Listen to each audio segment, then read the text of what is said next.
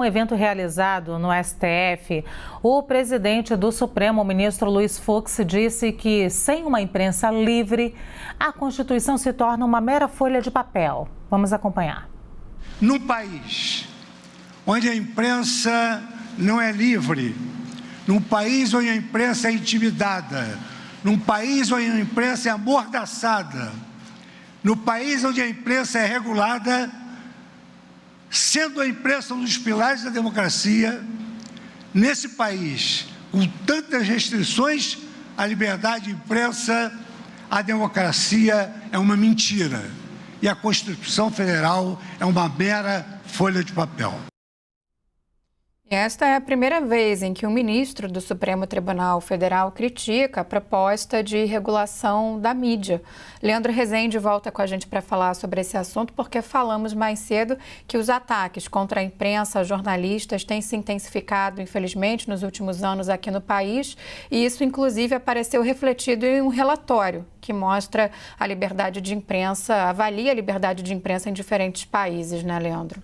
Pois é, Paulo, infelizmente exemplos não faltam, né, para a gente falar de ataques à imprensa. O Brasil tem convivido com isso de uma maneira muito pouco confortável. Isso não é bom para a democracia, não é bom para nós, jornalistas, com esses ataques todos que a imprensa tem sofrido nos últimos anos. Bom, o que o Fux falou sobre regulação de mídia, né, é importante porque é uma fala de um ministro do Supremo Tribunal Federal sobre um tema que está na agenda eleitoral, em alguma medida. O ex-presidente Lula já falou algumas vezes sobre o assunto, sem dar maiores detalhes sobre o que pretende fazer num eventual terceiro mandato, seria um quinto mandato do PT, para poder regular a mídia de fato. O que ele quer dizer com isso, né?